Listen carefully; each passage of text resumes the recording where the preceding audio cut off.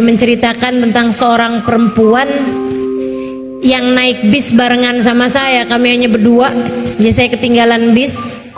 Akhirnya saya waktu itu ada tugas ngajar di Darul Faqih, memberi kajian daurah buat ibu-ibu di Daruzaro di Tarim, Hadramaut, Yaman. Saya ketinggalan bis karena saya mau nyelamatin jemuran saya dulu. Akhirnya saya ke sana, bisnya udah jalan. Saya telepon Darul Mustafa, minta dikirimin kendaraan. Yang datang bis yang tadi isinya 60 orang, saya sendirian naik di bis tersebut. Kan udah kosong, udah pada berangkat semua. Di tengah jalan ada perempuan berhentiin mobil, berhentiin bis tersebut. Dia pun masuk. Seneng banget saya, ada temennya. Saya pun menyapa beliau. Saya bilang, assalamualaikum warahmatullahi wabarakatuh hababah. Waalaikumsalam warahmatullahi wabarakatuh ya bunai. La ilaha illallah, la ilaha illallah, la ilaha illallah, la ilaha. Saya sebenarnya kepengen ngajakin ngobrol tapi lisannya sibuk berzikir la ilaha illallah, la ilaha illallah, la ilaha illallah, la ilaha illallah. Jadi saya nggak mau ganggu. Dia duduk di bangku depan deketnya pintu itu, saya duduk di belakangnya. Bis pun melaju dengan kencang. Tiba-tiba lagi bis kencang, ada anak lari lewat di jalanan, nyebrang jalanan. Bisnya takut nabrak tuh anak. Dia ngerem dengan sangat mendadak, membuat saya, waktu itu saya kurus, teman-teman saya sekalian. Itu saya kepegangan sama itunya, sama pegangan depan itu aja kepala saya tuh terbentur sama bangku yang di depan saya.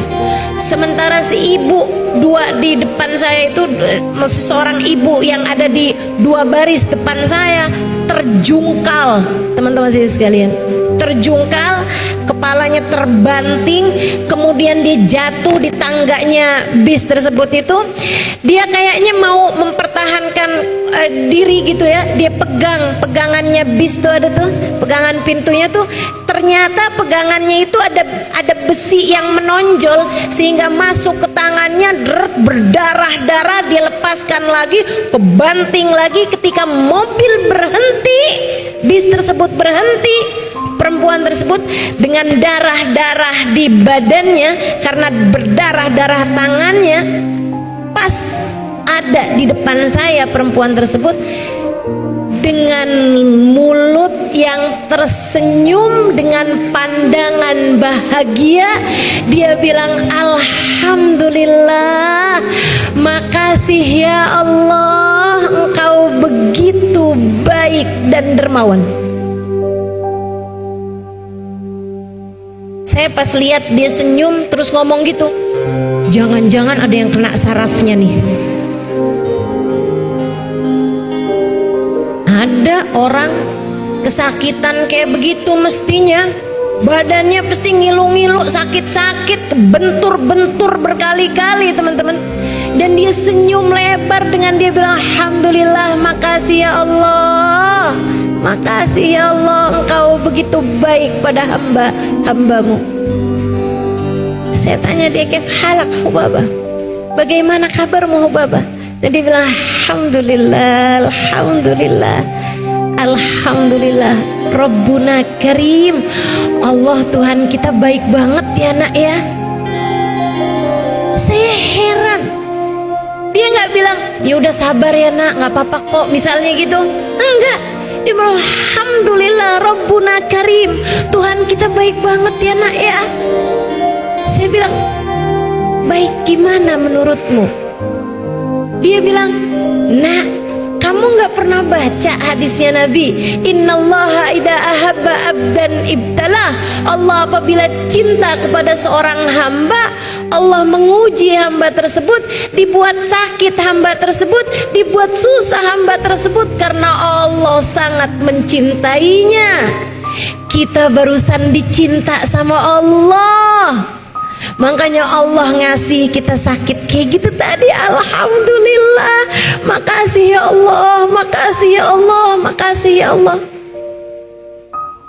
Saya hari itu turun dari bis, saya ngajar, habis selesai saya pulang, saya makan, saya hadir roha, malam sholat jamaah dan sebagainya, sampai malam, sampai besok pagi saya nggak bisa tidur.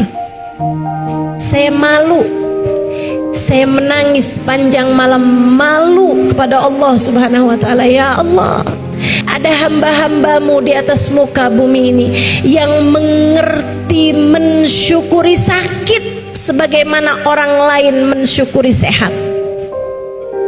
Ada hamba-hambamu di atas muka bumi ini yang ketika diberi ujian berupa kesulitan, mereka menikmatinya selayak orang lain menikmati kemudahan.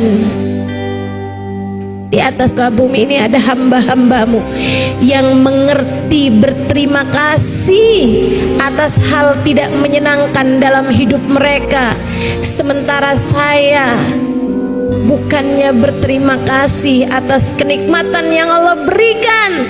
Kerjaan saya justru berkeluh kesah setiap ujian sekecil apapun datang menghampiri hidup saya.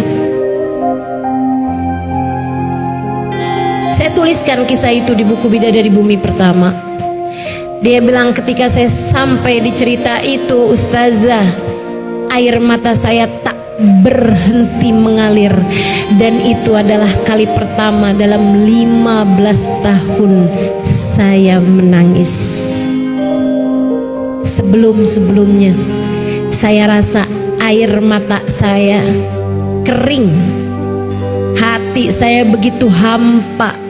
Saya selalu menyalahkan Allah Subhanahu wa ta'ala atas ujian 15 tahun lalu yang datang dalam kehidupan saya. Saya tak berhenti-henti menghujat Allah atas kisah 15 tahun yang lalu itu.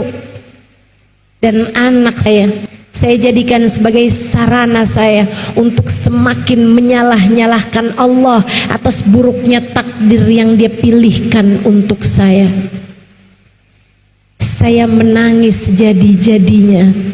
Kemudian untuk kali pertama dalam hidup saya memutuskan untuk berwudu, mandi kembali. Kemudian saya melakukan satu hal yang tak pernah saya sangka akan saya kerjakan seumur hidup saya, Ustazah. Saya